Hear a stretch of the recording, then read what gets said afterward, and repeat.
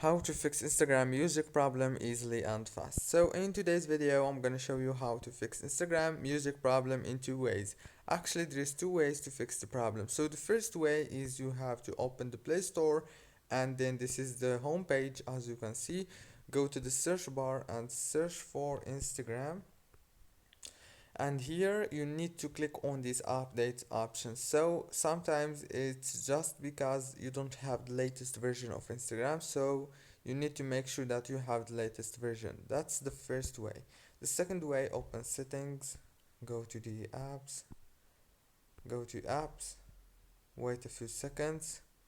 It will start loading all the apps that you have on your phone. Go to Instagram, click here on this force stop option to stop all the app from running, and then go down to the data usage and make sure that all the network access options are enabled, and then go down to the open by default option.